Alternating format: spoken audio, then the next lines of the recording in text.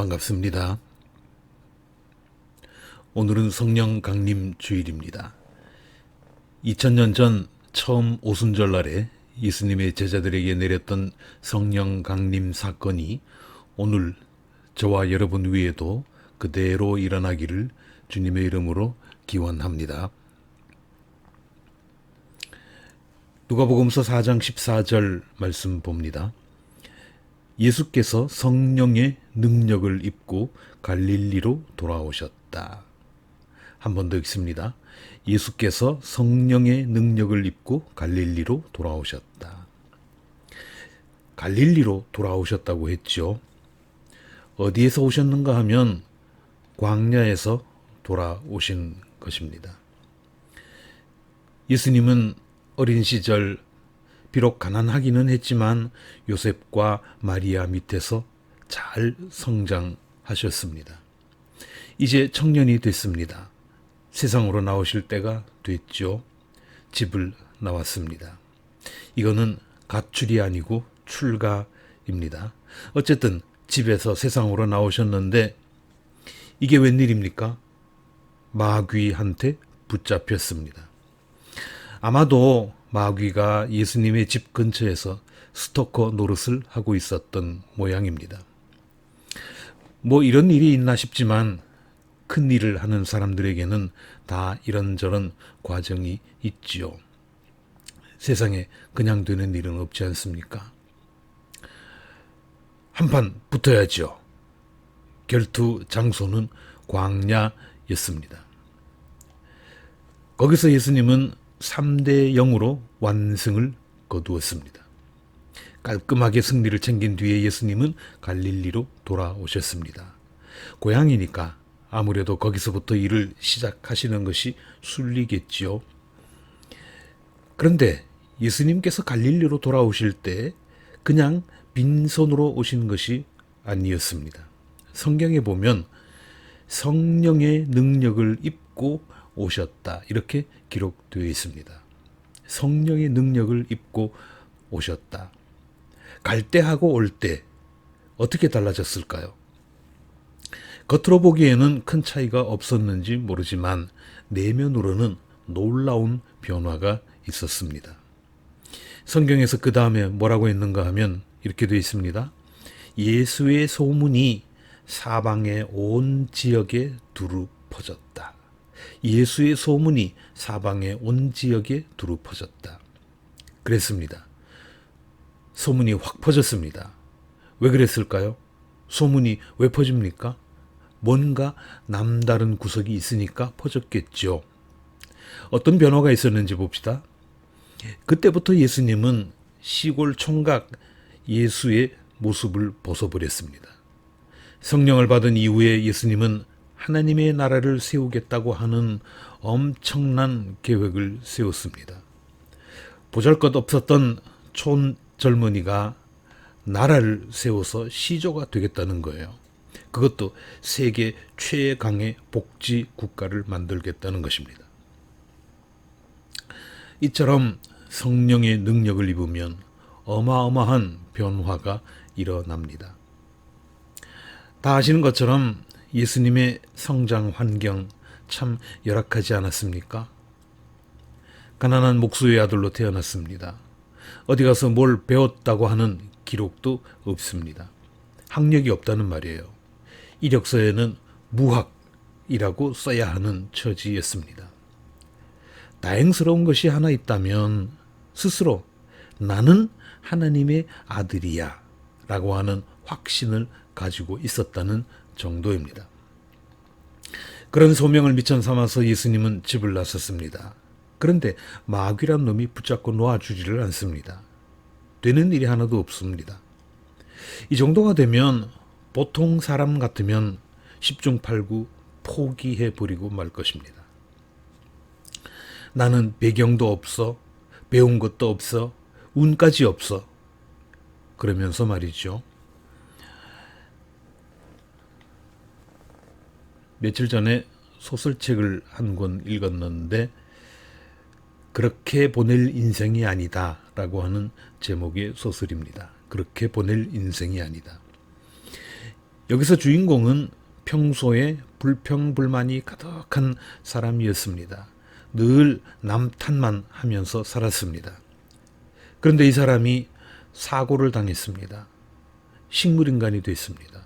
코마 상태라고 하죠. 이 소설의 내용은 뭐냐면 그런 이 사람과 이 사람의 영혼이 대화를 나누는 내용입니다. 이 사람이 말했습니다. 나는 왜 이렇게 되는 일이 없을까? 왜 이렇게 재수가 없을까? 영혼이 말합니다. 야, 그게 다 네 탓이지 누구 탓이겠어? 사람이 화가 나서 대꾸합니다. 아니, 내 주변 환경이 다 이 모양인데 그게 어째서 내 탓이야? 그랬더니 영혼이 이렇게 대답합니다. 자, 잘 들어보십시오. 너는 상황을 통제할 수는 없었겠지만 상황에 대한 반응은 통제할 수 있었어. 다시 한번 읽겠습니다. 너는 상황을 통제할 수는 없었겠지만 상황에 대한 반응은 통제할 수 있었어. 이렇게 말했습니다. 이 대목을 읽으면서 저는 아하, 참 우리가 깊이 새겨야 할 말이다 이렇게 생각했습니다. 저나 여러분이나 우리가 태어난 환경, 그거는 스스로 통제할 수 없습니다. 마음에 안 든다고 부모를 바꿀 수 있습니까? 안 되죠. 고향을 바꿀 수 있습니까? 그것도 안 되죠. 세상에 태어나 봤더니 이러이러한 환경이더라, 이러이러한 상황이더라. 그러면 그것을 받아들일 수밖에 없습니다. 나의 통제 밖의 일이에요. 어떻게 해볼 수가 없는 겁니다. 그러면 어차피 이렇게 태어났으니, 어차피 이렇게 세상에 던져졌으니 아무 소리 말고 되는 대로 살자. 그러면 되겠습니까? 그건 또 아니잖아요. 우리가 상황을 통제할 수는 없지만 우리가 통제할 수 있는 것이 있습니다.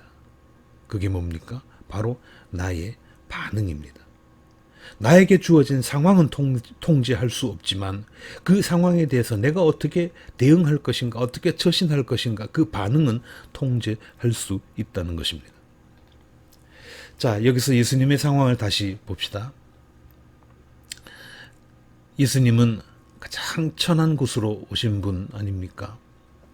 인류 가운데서 그 누구도 예수님처럼 비참한 환경에서 태어난 사람은 없을 것입니다. 그렇지만 예수님의 태도는 놀라울 정도로 의연했습니다. 조금 전에 말씀드린 소설작가의 말처럼 예수님은 환경을 통제하려고 시도하지 않았습니다. 주변 여건을 바꿔보겠다고 애쓰지도 않았습니다. 만일 예수님께서 환경을 바꾸려고 계획하셨다면 헤롯 임금부터 요절을 냈을 것입니다. 저 인간은 민중의 적이다, 제거하자, 이렇게 운동을 하셨다면 못할 일도 아니었을지 모릅니다. 이스라엘의 원수인 로마의 총독 빌라도를 공격하지도 않았습니다. 가난한 사람들의 피를 빨아서 배를 불리는 부자들을 해코지하려고 하지도 않았습니다. 로마 군인들이 예수님을 잡으러 왔을 때 옆에 있던 제자 하나가 칼을 빼서 내리쳤죠. 그 군인의 귀가 잘려나갔습니다. 그때도 예수님은 이렇게 말씀하셨죠. 칼 쓰는 놈은 칼로 망하는 법이야. 그러시면서 귀를 도로 붙여 주셨습니다. 이처럼 예수님은 결코 상대방을 또는 바깥 세상을 통제하려고 하지 않았습니다. 오로지 자신의 반응을 통제하셨을 뿐입니다. 예수님의 자기 통제, 그 꽃이 십자가입니다. 예수님은 적을 공격해서 무너뜨리려고 하지 않았습니다. 그냥 십자가를 지셨습니다. 세상 사람들이 볼 때 예수님의 인생은 완전히 실패한 것처럼 보였습니다. 그렇지만 그 결과는 어땠습니까? 최후의 승리는 예수님의 것이었지 않습니까? 참 어렵죠. 사람이 어떻게 그렇게 살 수가 있습니까? 보통 인간으로서는 상상도 하기 어려운 일입니다. 그렇지만 예수님은 하셨습니다. 어떻게 그게 가능했을까요? 성경에 나와 있는 대로 성령의 능력을 입었기 때문입니다. 성령의 능력을 입었기 때문입니다. 성령의 능력을 입으면 우리도 그렇게 됩니다. 구약성경 요엘서 2장 28절 말씀을 봅니다. 그런 다음에 내가 모든 사람에게 나의 영을 부어주겠다. 너희의 아들, 딸은 예언을 하고 노인들은 꿈을 꾸고 젊은이들은 환상을 볼 것이다. 요엘 예언자의 입을 빌려서 하나님께서 하신 말씀인데요. 이게 어떤 상황에서 나온 말씀인가 하면 이스라엘이 국가적인 재난을 당했습니다. 메뚜기 떼가 하늘이 새까맣게 몰려와서 나라를 쑥대밭으로 만들어 버렸습니다. 경제가 파탄났습니다. 백성들은 우리는 죽었다, 이제 죽었다 복창하고 있었습니다. 그때 하나님께서 백성을 향해서 이렇게 말씀하셨습니다. 얘들아, 걱정 마. 내가 회복시켜 줄게. 걱정 마. 내가 회복시켜 줄게. 그러면서 하시는 말씀이 바로 이 말씀입니다. 자, 다시 봅니다. 내가 모든 사람에게 나의 영을 부어주겠다. 내가 모든 사람에게 나의 영을 부어주겠다. 하나님께서 이스라엘 모든 백성에게 영을 부어주신다고 했는데 그러면 어떤 일이 일어나겠습니까? 그 뒤에 바로 답이 나옵니다. 자, 봅시다. 너희의 아들, 딸은 예언을 하고 노인들은 꿈을 꾸고 젊은이들은 환상을 볼 것이다. 너희의 아들, 딸은 예언을 하고 노인들은 꿈을 꾸고 젊은이들은 환상을 볼 것이다. 그랬습니다. 아들과 딸이 예언을 한다고 했죠. 예언을 한다. 그러면 많은 사람들이 오해를 합니다. 점쟁이를 연상합니다. 그런데요, 성경에서 말하는 예언이라고 하는 것은 우리가 흔히 생각하는 것처럼 미래를 점치는 것, 그게 아닙니다. 그러면 뭐겠습니까? 성경에서 말하는 예언은 뭐냐 하면 하나님의 말씀을 전하는 것, 그게 예언이에요. 아들, 딸이 예언자가 된다고 했는데 아들, 딸이 예언자가 된다. 이거는 온 식구가 하나님의 말씀 안에서 산다는 뜻입니다. 자, 그 다음에 봅시다. 노인들이 꿈을 꾼다고 그랬죠. 동서고금을 막론하고 꿈이라고 하는 것은 언제나 젊은이들의 몫입니다. 노인의 것이 아니에요. 꿈을 꾸는 것은 항상 젊은이들이 하는 것으로 되어 있습니다. 다 늙어서 죽을 날 받아놓은 사람한테 무슨 꿈이 있습니까? 그렇지만 성령을 받으면 노인에게도 꿈이 생긴다는 겁니다. 꿈이 생깁니다. 그리고 또 하나, 젊은이들은 환상을 볼 것이다 그랬는데 여기서 환상은 영어로 vision입니다. 자, 이 구절을 한마디로 말하면 젊은이들이 환상을 본다. 이거는 젊은이들의 앞날이 밝다. 그런 말입니다. 최근에 청년들을 두고 이런저런 얘기들이 많이 나오죠. 3포 세대다, 7포 세대다 그런 말을 합니다. 다 포기할 수밖에 없는, 희망이 없는 그런 삶이라는 것이죠. 취업도, 연애도, 결혼도, 출산도 그 어느 것 하나 만만한 게 없습니다. 내 집을 마련하는 일은 아예 꿈도 꾸지 못합니다. 그렇지만 하나님께서 영을 내려주시면 젊은이들이 비전을 가지게 된다. 그런 말씀입니다. 포기하지 않아도 됩니다. 얼마나 멋집니까? 우리가 성령을 받으면 그렇게 됩니다. 성령을 받으면은요, 물 한 방울 구하기 어려운 사막에 샘이 솟아납니다. 말라버린 황무지에서 꽃이 핍니다. 가물어 메마른 땅에 단비가 내릴 때처럼 죽은 줄 알았던 것들이 소생하기 시작합니다. 죽음의 골짜기 같던 황량한 세상에 하나님의 나라가 건설되기 시작합니다. 이처럼 성령을 받으면 우리가 생각하지도 못했던 놀라운 일이 일어납니다. 교회의 성도들이 성령을 받으면 교회가 천국이 됩니다. 교인 수가 많든지 적든지 그게 문제가 아닙니다. 그저 교회에 오는 것이 즐겁습니다. 하나님의 말씀을 듣는 것이 기다려집니다. 함께 신앙생활을 하는 형제 자매들이 그렇게 사랑스러울 수가 없습니다. 세찬 비바람에도 끄떡하지 않는 반석 같은 믿음이 생깁니다. 그리고요, 집안의 식구들이 성령을 받으면 부부 사이에 벽이 허물어집니다. 부모 세대와 자식 세대 사이의 소통이 원활해집니다.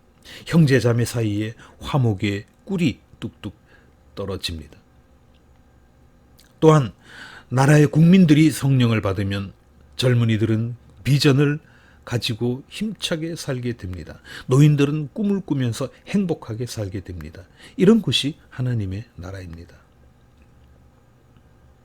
성령님은 여러분에게 비전을 주시는 분입니다. 꿈을 가지게 하시는 분입니다.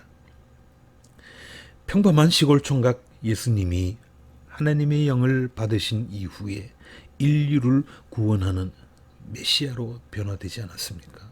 그처럼 평범하기 그지없는 저와 여러분도 성령을 받아서 놀라운 인물로 변화되기를 주님의 이름으로 축복합니다.